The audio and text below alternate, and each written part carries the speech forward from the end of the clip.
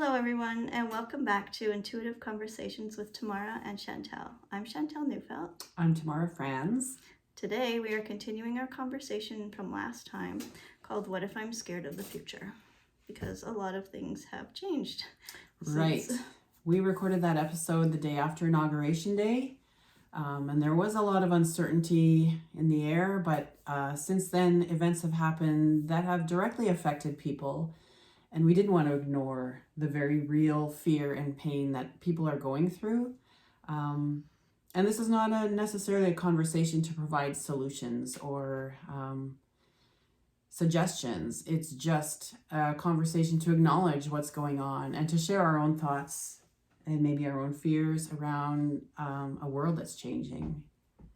Yeah, I'm surprised by my reactions because I grew up with constant fear of Armageddon scenarios and conspiracy theories. And when I was a young adult, I had panic attacks every day about stuff. And now I'm just like, why am I not more scared?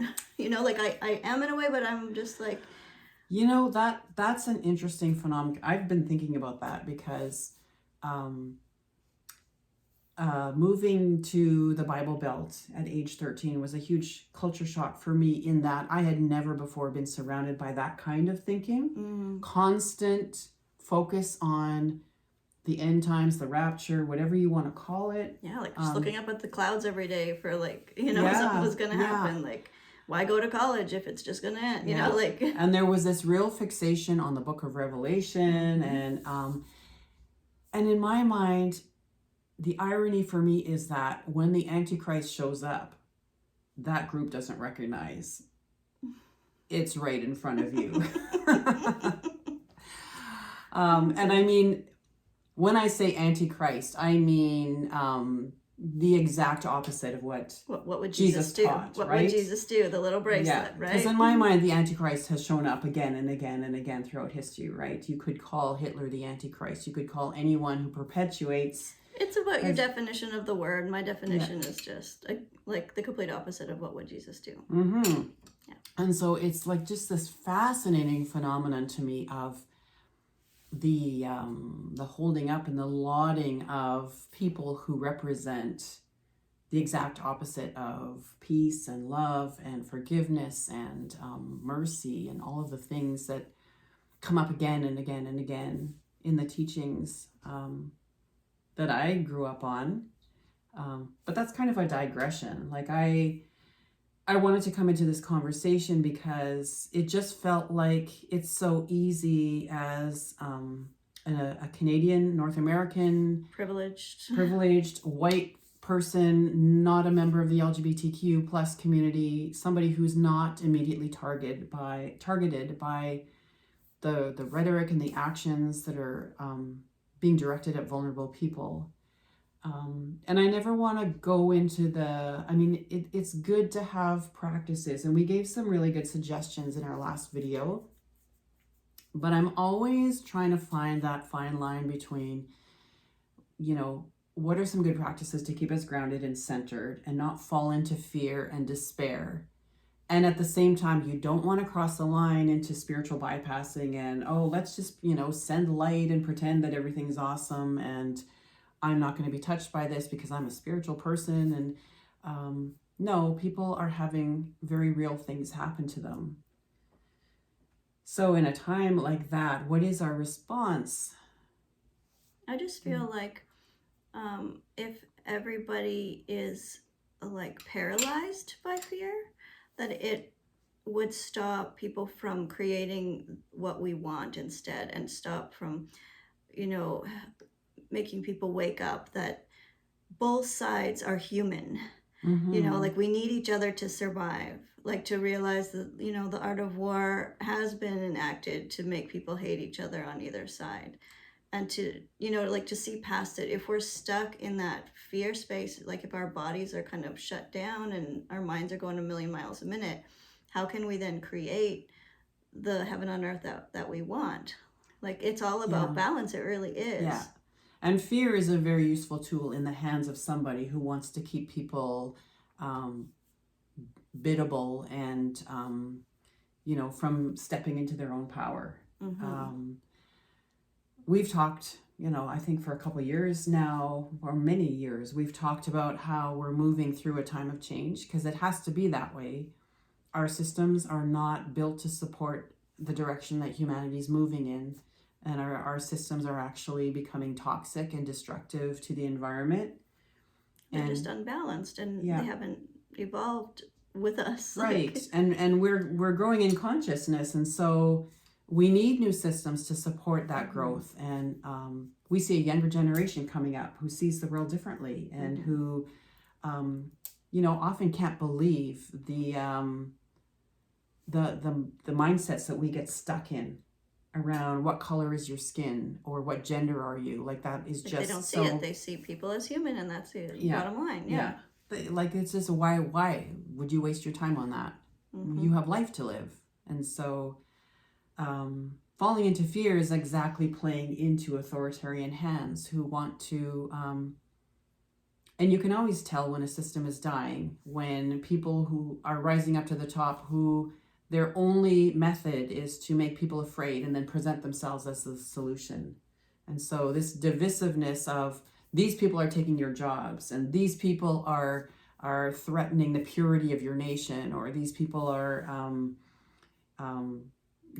doing these horrible things, so let's be afraid, or let's hate them, or and here I am as your solution to protect your way of life. And it's so manipulative. It is very manipulative. I find a lot of hope in the future, like that the young kids see past a lot of the stuff and they don't fall prey as much to the fear. I also see hope that because we have way more inventions than we used to, and we, with the internet, have evolved so much as people, like, we're smarter, we're wiser, we have more resources. Are we? I'm telling you. Because there's so much more crap out there that people fall prey to. There is. And sometimes I can't believe the things that people will say and they've bought into, and it's like, surely you can't believe this. Like, honestly, this doesn't even make common sense. I don't need to go research proof for this. It just doesn't make sense.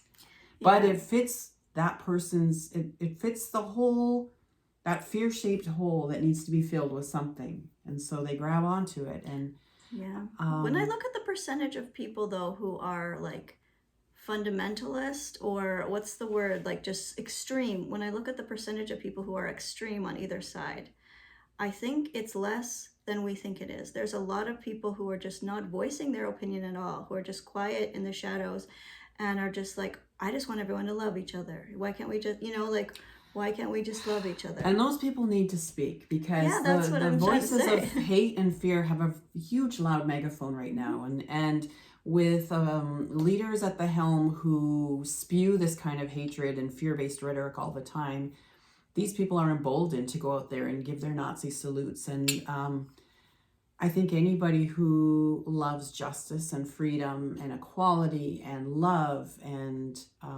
all of those universally human values, we need to start speaking out. And it doesn't have to be hugely bold. It can just be a quiet, no, I think that's wrong. That doesn't feel right to me. And to decide to do the thing that feels right to us. What would happen if everyone did what they felt was right instead of being controlled by fear? The problem is that a lot of people who are controlled by fear are doing what they think is right. Like nobody, I don't think, wakes up in the morning and says, I'm going to be a horrible person to everyone that I meet. Yeah, that is a fundamental belief I have, that everyone's doing the best they can with their level of consciousness. Yeah. It's a helpful belief for me. But I think that's where alternatives, people need to see the alternatives. And sometimes, I'm always in this struggle of when to speak out and when to not speak out. And oftentimes I'll open my mouth and then feel later on like I said too much, or I was too forceful or whatever.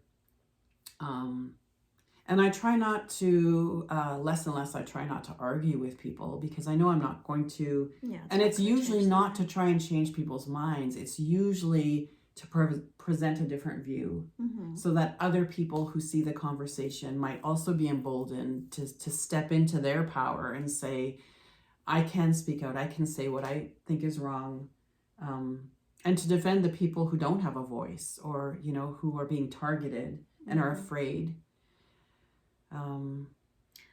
I can see in the future people stepping into their creativity to build the world that they want. I also see that there's so many different personalities, and like, yeah, some people are, you know, fight the injustice people, and then there's other people that are just like gonna turn a blind eye and just build the world that they want. And like, everybody's needed, right? Like, you can't have only fighters, then nothing's gonna be, you know, perfected. Well, I think of that as a different kind of fighting, right? I mean, you're still, to me, you're a warrior of justice and peace and love, if that's the energy that you are feeding on and bringing out into the world every day. Yeah, our resonance is like the most important thing, really. I've heard it said that empaths are the most powerful because they feel so deeply, and it's the feeling that manifests. Yeah. And like, you know, with the law of attraction and everything, they say what you become what you think about, but it's actually you become what you feel about. So when you are feeling certain things, and you can, like, I don't know, like, accept what is and then decide to move forward in the direction that you want, it seems more productive than just like being stuck. Like, I understand the people in the minorities and the people who have, like, you know, the situations I would never want to be in, and I feel for them 100%, but I also feel like I can't make the world a better place for them if I'm just stuck, like, in the mud, helpless. Or if I'm only fighting. Like, I feel like we need more balance and everyone doing what they feel in their heart is right.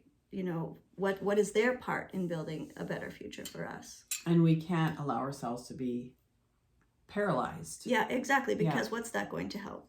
I think, like, there is a principle of when you move toward things that give you passion, that expands you, right? Which is empowering and gives you courage.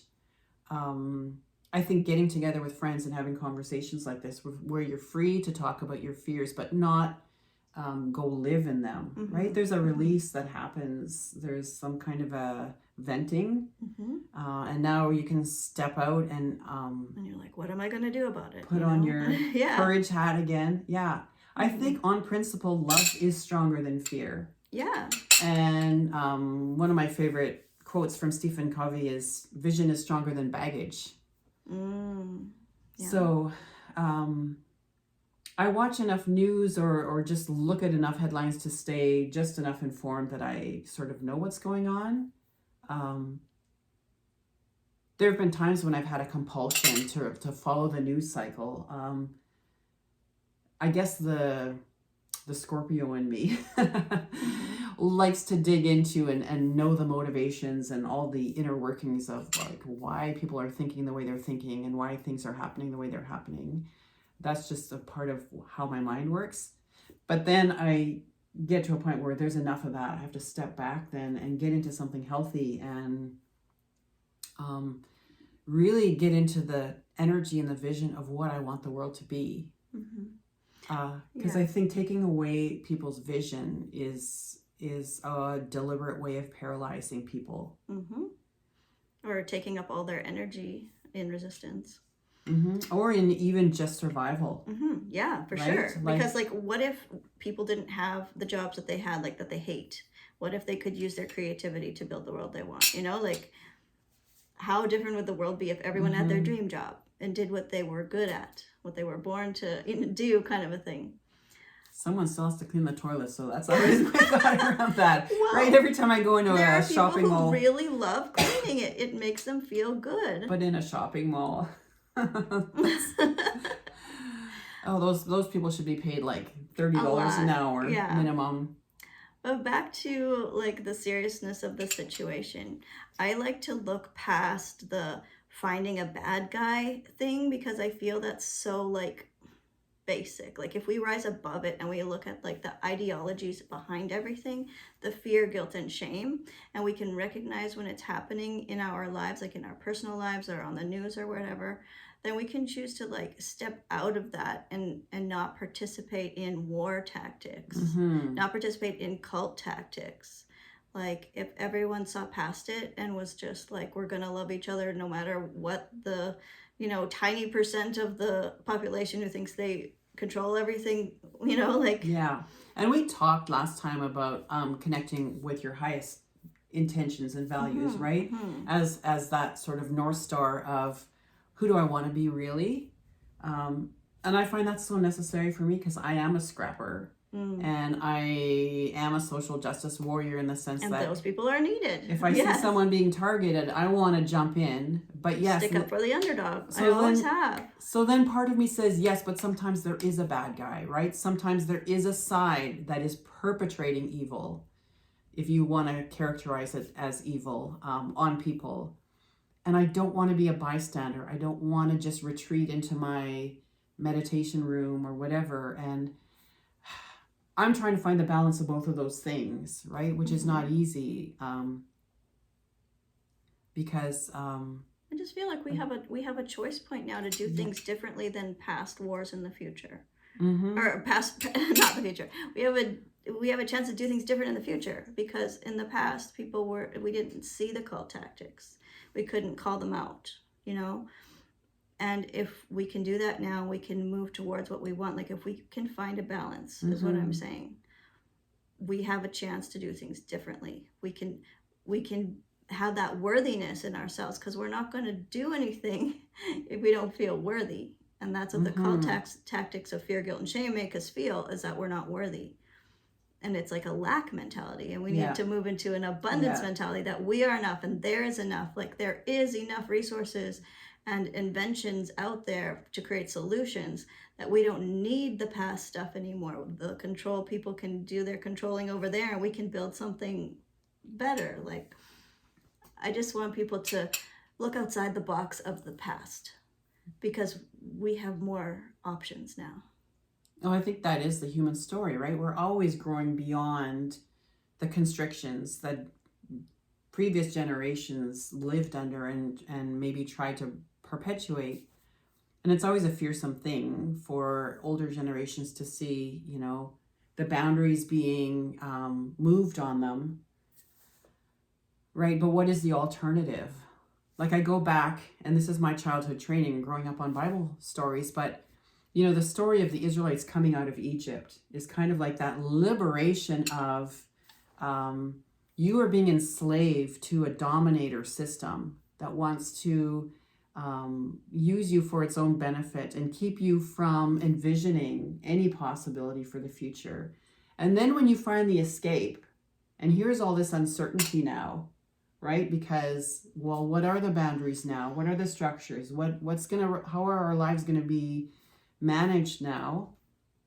And then there's this wanting to pull back, right? Which is what we see with MAGA or any of these movements around making things great again. Like, let's go back to this golden age that never existed except in our, and when you try to go back, you end up with these repressive systems that did not work, that harm people, that are actually become very, very toxic and destructive. And I keep telling my kids, you don't need to pick a side, you only need to have values. Like it's the values and the resonance and all of that that's going to shift everything. It's going to shift the planet. Yeah. So I guess I don't want to be a bystander when I know people are being harmed. And at the same time, I don't want to add to the energy of fear and hatred that's percolating out there. And so it's a challenge, I think, for all of us. But I think, the more we get together to talk about these things and we clarify for ourselves, like, who do I want to be in this scenario? What are my highest values? How do I want to connect with that? What actions can I take? We have no idea how strong we are when we stand together. Exactly. It's time to stand up in our power, in our worthiness. and create the world that we want. That sounds like a good note to end on. Okay, sounds good. Well, we'll see you next time. And until then, keep following your heart song.